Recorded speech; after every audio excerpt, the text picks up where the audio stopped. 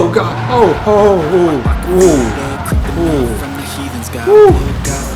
Thought it was real for a minute there.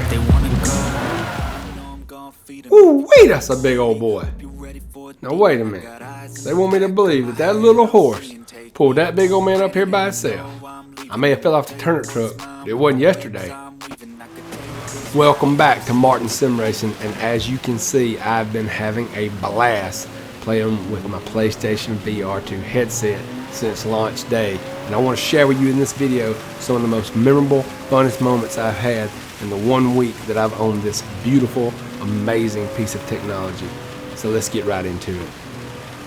In particular, in this video, I want to talk about this race that I created in Gran Turismo 7, and I performed it with my PlayStation VR2 headset. Now don't pay attention to the bad driving, because I'm not good at driving in the rain, and this is not my most favorite track, but everybody knows it, and it's a famous one. Nürburgring Nordschleife. Don't know if I pronounced it right, but that's what we're going with, okay?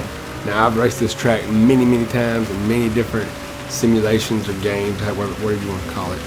And I always like this track, but it's not my favorite track, just because my ADHD won't allow me to get in a rhythm to remember the whole thing because it's so freaking long.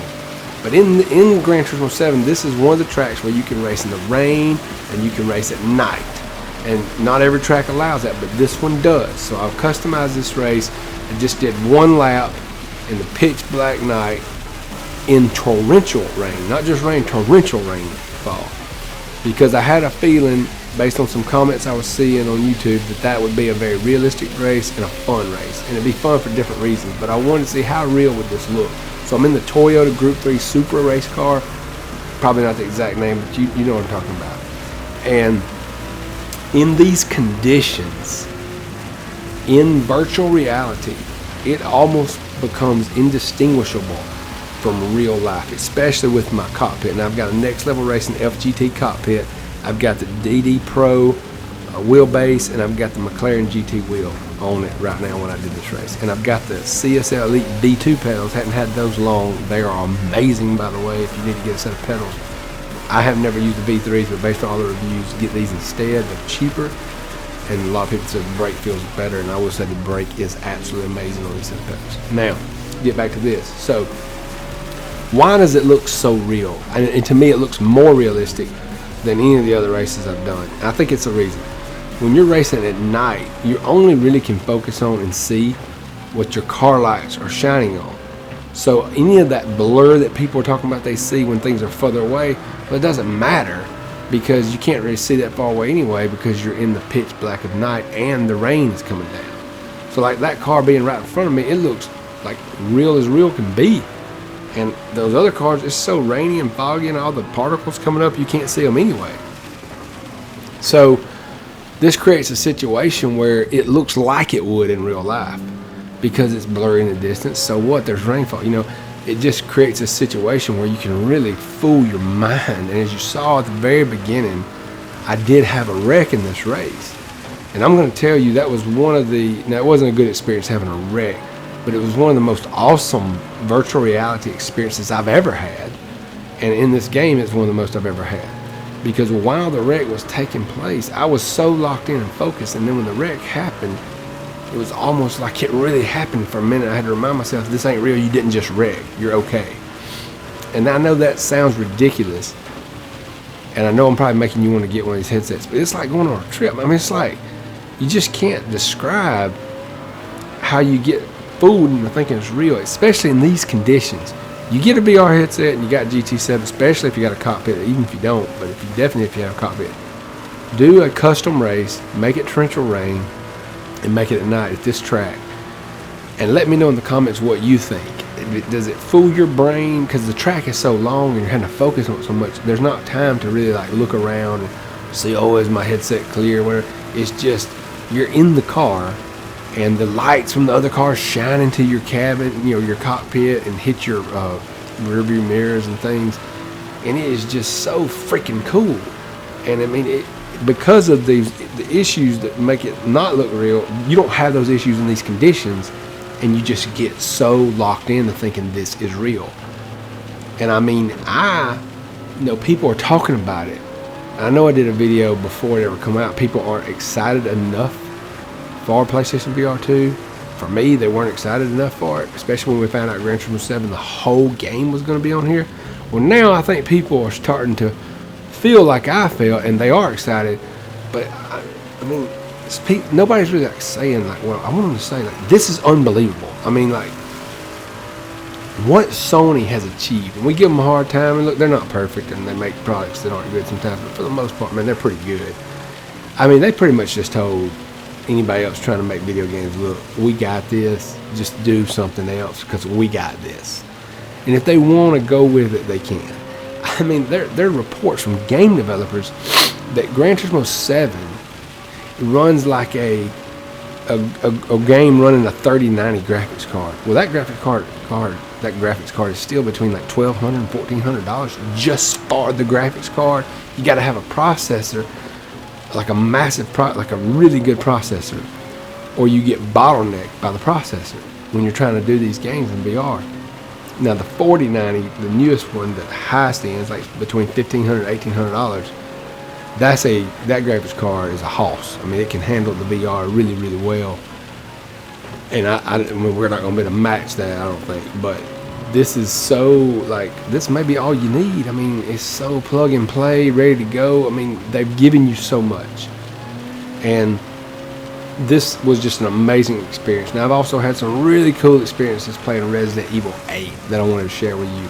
In particular, last night, which has been Monday night, I did play it a lot, a good while, and I got to like the first boss fight where you fight one of the vampire daughters or whatever, and I ran out of bullets, and I'm fighting her, and all I had was my knife, and I grabbed my knife, and I unsheathed it or whatever, and I just ran up to her and started stabbing her. I know this sounds bad, but I was just stabbing her, and then I had to jump back and dodge her. And I was kind of moving around like in real life, but you know, I didn't have full room scale. There's the wreck. Crazy, look at that. I mean, my car was just spinning and spinning, and I was just like, oh my God, I'm gonna die. And then I was like, okay, I'm good. It's not real. But it looked so real. But anyway, back to that boss fight. I know I'm jumping around, but I gotta tell you about it. I'm getting this boss fight, and I run out of ammo, and I'm just stabbing her and dodging her.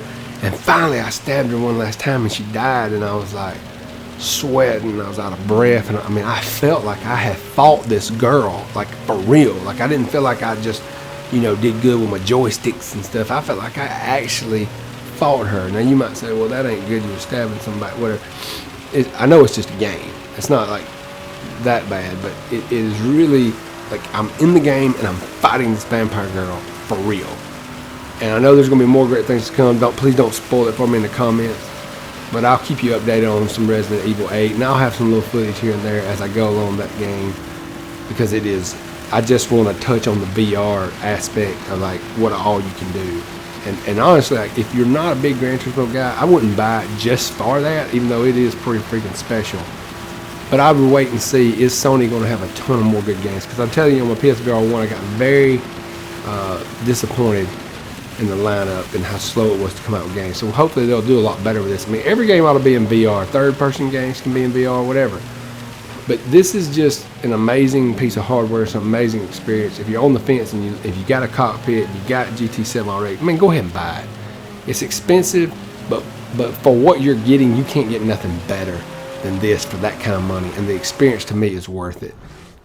And look right here. Look at this guy, how big he is, how massive he is.